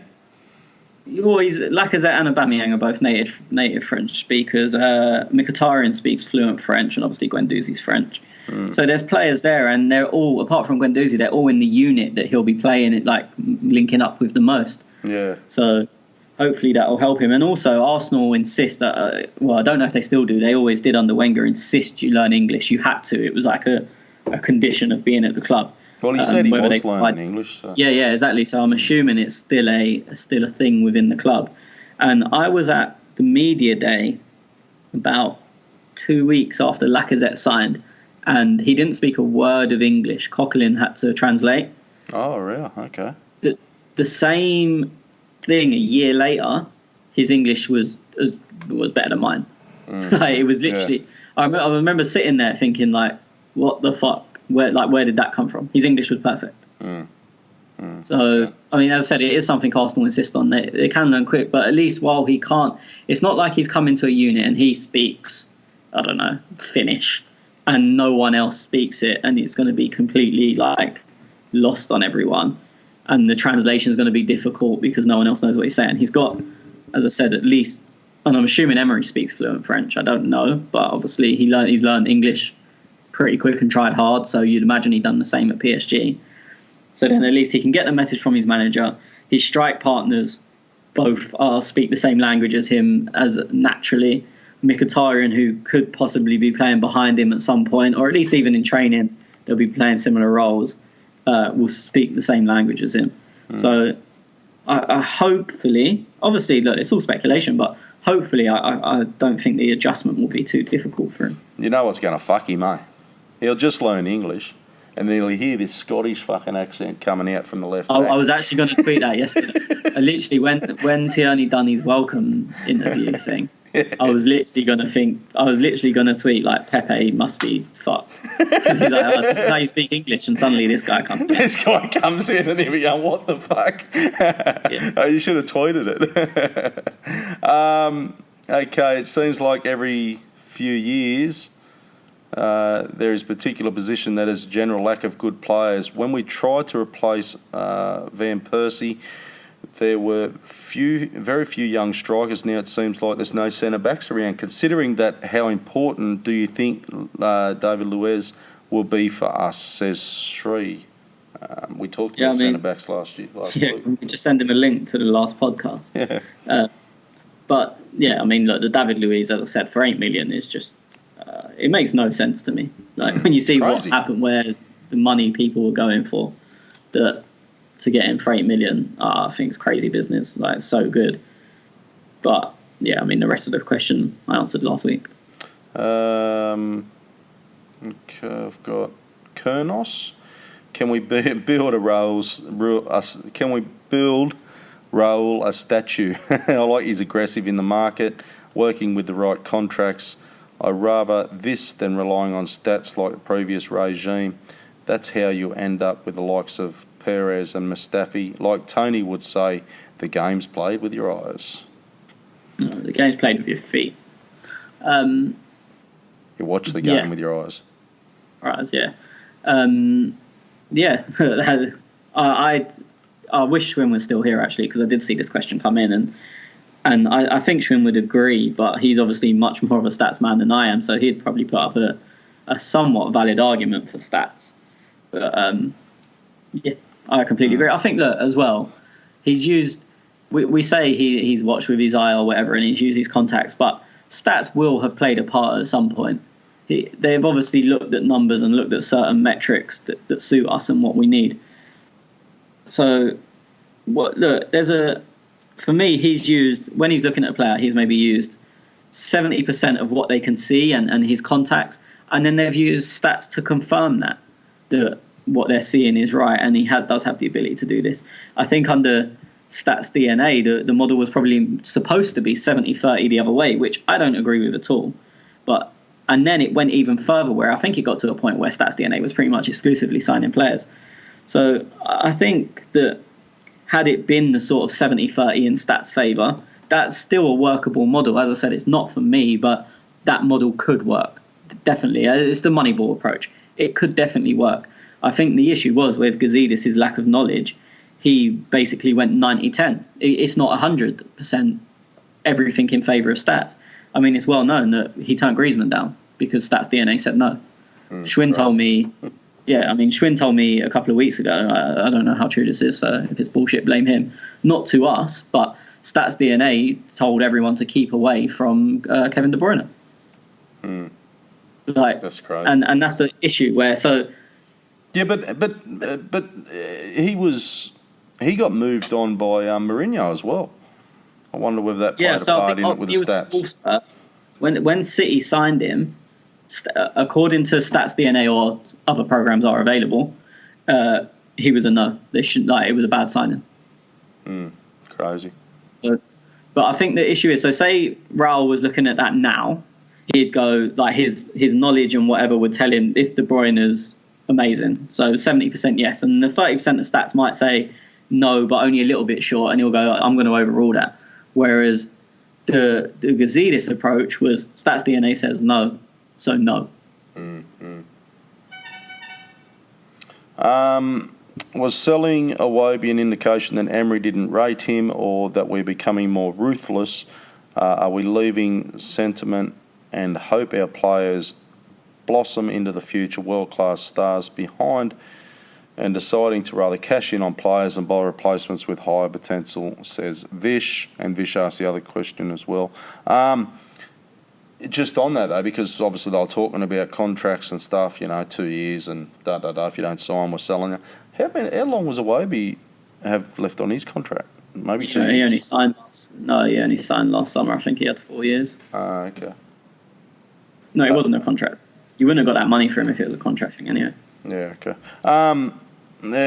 Look, this is a new regime. This is the future of Arsenal, you think? This is the way we're heading? Yeah, it seems to be. I mean, on the question, I don't know if it was a sign of Emery not rating him. We don't know if we're particularly going to play wide players this year.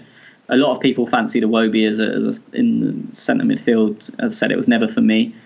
Obviously, it wasn't for Emery if he's got rid of him. I'm not saying we don't know if Emery didn't rate him, because he used him a lot. And he used him in big games, so maybe he did rate him. But again, you've also got to look at value. And it may have been a conversation that... Huh? That's a good deal, 30 million. Yeah, and it may have been a conversation where they said, well, look, we've been offered this, we think it's a good deal, but we don't want to sell anyone above your head. And he said, look, he's not going to be starting every week. And then the conversations happened, look, can we refuse 35 million for someone who's a bit part player, essentially? And they would have come to the agreement that no, we can't refuse that. For sure. I would imagine it's gone something like that. I don't know anything. Yeah. That's how I would imagine that it came about. Vish says, where would Arsenal been today had we replaced Gazidis with Raul and Edu much earlier?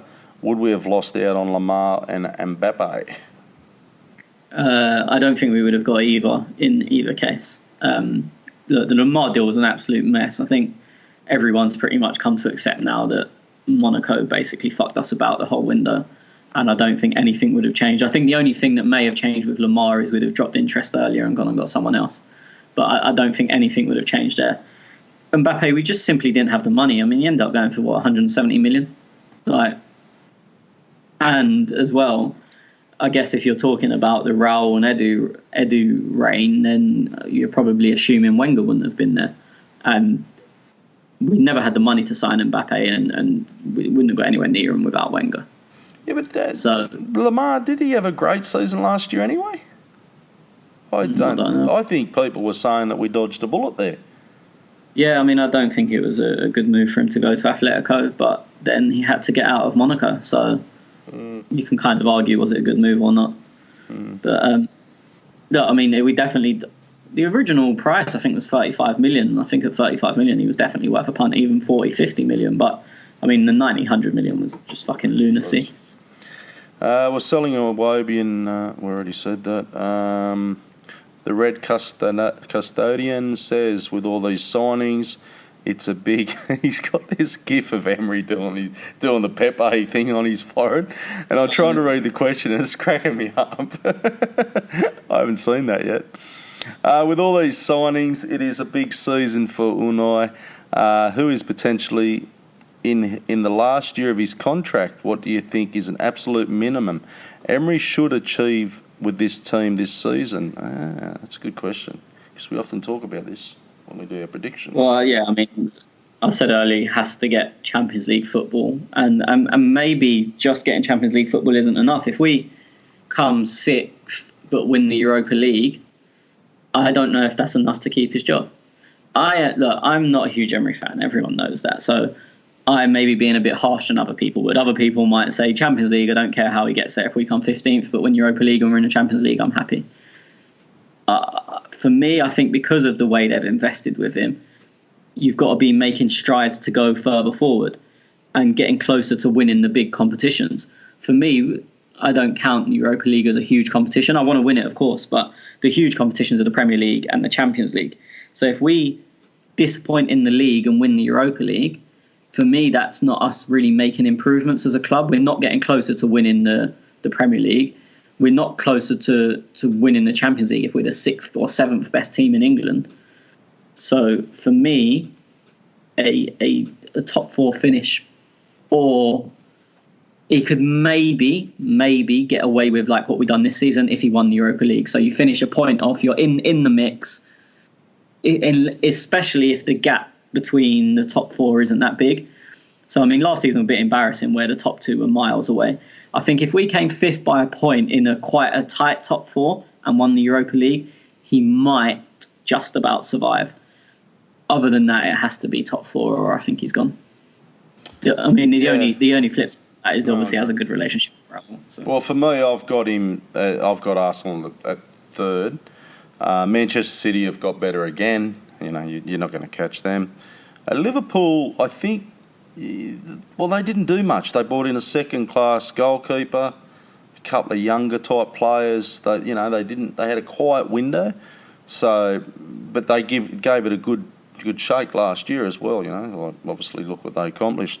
So they're taking a gamble on that team's going to produce again this season. I still put them at second, absolutely. And I think Arsenal are better than Manchester United. I think we're better than Chelsea with this team. Tottenham are a worry because look what they did last season with the players they had. And as you said, they did bring in another 2. So they've probably strengthened a little bit. But where do we sit with Tottenham? Third, fourth, I think third is, our target. But, well, that's my expectations. But I wouldn't be disappointed at fourth either. Well, okay, but that's kind of a different question. For you, what does he have to do to keep his job? Well, he's got to definitely get... I think at least he's got to get in top 4. For me, third, you've just been given a huge transfer window.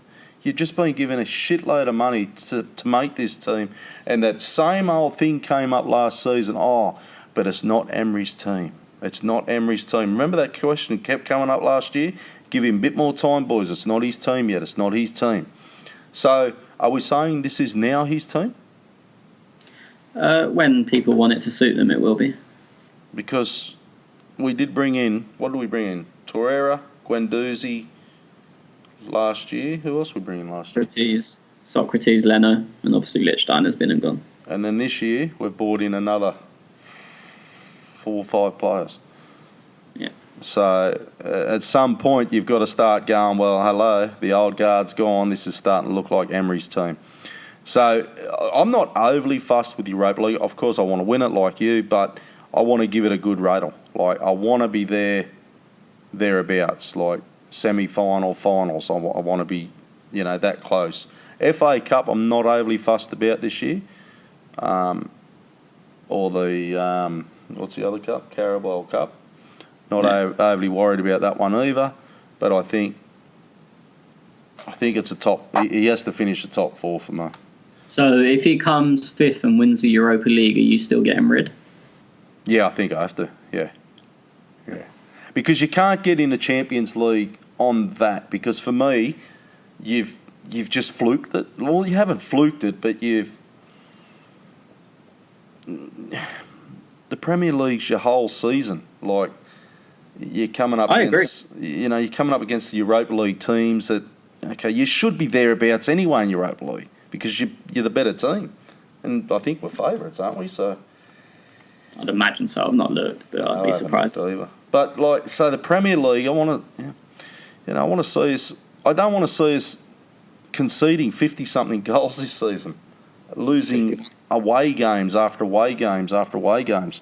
We should be thereabouts. I think third or fourth, otherwise he's got to go. I know sounds a bit harsh. I think as well this season, I don't know if it's a help or a hindrance. I'm hoping we see a lot less, because he's had a year there now, I'm hoping we see a lot less comparisons to Wenger. So last season, every time we drew a game, it'd be, we would have lost it under Wenger, or the Wenger fans would have been like, Wenger would have won us that, blah, blah, blah, blah. I think now, because he's been there a year, he's played all these teams, I'm hoping, I don't know, obviously, that we see a lot less comparisons with Wenger, because they're just no good for anyone. They don't help in any way. Nah, not at all. I'll be comparing him with him. So I'll be that's what I'm saying, Newcastle. because he's had a year now. Yeah. I'll be looking at what we did last year at Newcastle. How did we set up? What did he learn from that game? The Palace game that we lost. These little games that we lost. I'm not going to count that Tottenham game where we drew and stuff, but, these type of games, like, what did he learn from Chelsea? What did he learn? And actually, Chelsea's going to be hard because he's never played against Lampard, so that may be a learning curve. But Crystal Palace, he should have learned something. Yeah, no, I agree with you. As I said, that's what I'm hoping, that now the comparison is Emery versus Emery, not Emery versus Wenger, because it just gets stupid. It does. Okay, that's it for all our questions. Everybody's done and dusted. We've nailed that. Now we have a game against Newcastle United coming up. I know I won't get a prediction out you, and Schwinn has gone. I've asked anybody who wants to get involved. I'm capping at about 30, but there's nowhere near 30 at the moment. So send me through at Guna Tez, win, lose or draw, and your prediction. And I will do up a little chart, and we'll see how you travel at the end of the season. At the moment, there's no prizes, but you never know. We might jag something, and I'll go, we'll throw that for these guys as well. So, yeah, send me your prediction. Just DM at Gunatez. Don't DM the Clock End Talk, because Tony will just get inundated, and he'll just be screenshotting and having to throw it to me. I'll delete them. I literally care as much as I do about Fantasy Premier League. Oh, that reminds me. Thanks for that. Yeah, Fantasy Premier League. We do have that. This is your last chance to join, I think. I don't even know when the cut-off is for that, but I've got my team. I'm going to smash all you fuckers out there. So I've spent about 3 fucking days sorting my team out. Fantasy Premier League, the code is 3DDOW. That's 3 Delta Oscar Whiskey. So get into that Fantasy League. I'm going to smash you fuckers. And anyway, that's that. Tipping. Have you got any predictions in for the Newcastle game? So the whole point is obviously to be able to. Yeah. Newcastle. No, I've got nothing. You've got one. I know you've got one. You've got one. What do you mean? You were asking people to do like your tipping predictions for the score. Oh, yeah. Sorry. Newcastle United. So I'm going to go Arsenal win 3-1. But you've got some from others, which is obviously what you're asking them to DM you. I thought the whole point was that you were going to read them out. Sorry. I know you do, because one of them DM'd Clock and Talk, and you. I haven't fucking looked that far ahead yet. Okay, Island Boy Guna. Next game. Ain't that far ahead. Island Boy Guna. He has gone Arsenal 2-1, Newcastle. That RC fella, he's gone, I'll say, we win 2-1. So they're playing the safe bet. Troy hasn't got his in. Troy Reid, you better get yours in, buddy. No point giving me thumbs up. And Halls of Marble, he has predicted every game already. He's going 2-1 to the Arsenal. So they've all gone 2-1. They've all gone 2-1. Oh, did you say? I've gone 3-1. Okay. 3-1. Spouting Waffle on the Daily, whoever the fuck that is. I'll DM you closer to the Newcastle game. Well, you better get it in, pal. MAA Gunner, better get yours in too, champ. And so there's a couple there. So, that's about all I've got at the moment. So basically everyone said 2-1. That's what we've got. 2-1. 2-1 I've got so far, yeah. That's right. That's why I did this, because you don't give me a prediction. I know, that's why I just told you to read them out, and you was like, what? What are you talking about? Yeah, that's right. That's why I want to do this, so I can read them predictions here. Now, your starting lineup. Fuck no, just throw fucking darts at the wall and see what it lands on. Yeah. I think... Does Tierney start for you? No, he's not fit. He definitely... So I think the team will be Leno, Maitland-Niles, Chambers, Socrates, but I wouldn't be amazed if it's Louise, but it's one of them. It's 2 of them 3. Monreal's played more in pre-season, so I'm going to say Monreal. Again, I wouldn't be amazed if it's Kolasinac. Xhaka, Willock, Ozil. Oh, Willock. I think Willock starts. I don't know how fit Torreira is, but I think Willock starts regardless. Then Aubameyang, Lacazette, Mkhitaryan. Mkhitaryan, okay. So Pepe don't start yet? No, I don't. I think he's going to be on the bench. This isn't what I want, by the way. This is what no. Yeah, I'm thinking what I want, so you're probably right. But you brought up an interesting point the other week. At what point do you start Pepe? Because we've got a couple of good games coming up. So if he's not going to be there against Liverpool and fit and ready to roll. I think, again, it's just based on what I think, he'll get half an hour or so on Sunday. Then they'll start him at Burnley. Especially, look, if fitness is the issue, then ease him in with half hour against Newcastle. Give him a start against Burnley, and he may play the 90, he may play 70 odd, and then you can sort of reassess ahead of Anfield. Okay. That's what I would, as I said, that's what I would predict is going to happen. But who knows? He could start on Sunday, but I don't think he will. Okay, well that's us. I'll get this podcast. So you're not going to do a lineup, no? No. Oh, mate, I can, but like, I'm like you. I throw a dart. I don't honestly. I'd like to see Pepe start. I don't think he does. I don't know. Aubameyang, Lacazette, they're there. I think Torreira. You reckon? I think it'd be Torreira and Granit. He's only played like 15 minutes of pre-season, I think. You never know what he's fucking going to do you? He came on very late against Barcelona. I can't remember if he played against Angers. So, I can't see Torreira starting. He was also in the gym yesterday when Tierney was there. So that would probably highlight a bit of lack of fitness. So, What is it with him with fitness? Well, he was at Copa America. So He should be bloody fit, surely, to cross. no, but they come back late. He only came back, I think, last Monday. No. Same way as El Neni and Pepe and Iwobi would have been. They didn't come back till late, so. Maybe it's not you're right then. Yeah, but they've not had a pre-season. Maitland-Niles right back. Yeah. Who starts left? Monreal, Kolasinac? I think Monreal. Monreal. I wouldn't. I would actually start Kolasinac, but Monreal's played a lot more in pre-season, which is maybe an indication. Zers will start for you? Yeah. Well, you literally just heard me say my team. Yeah, I don't know. I got nothing. That's about all I got. Yeah. I'm just looking forward to it. Okay, we'll be back on Monday. I'm available. Yep, Monday we'll be back to record that. So you got 3 days to get this podcast into your guts. You can follow us at @clockend_talk. You can follow me at Gunatez, and you got Schwinn at AFC Schwinn. Get your fantasy shit in, get your tips in. Hey? Season predictions. Season predictions also at clockendtalk.blogspot. Okay, that is us. Goodbye and good night. See ya.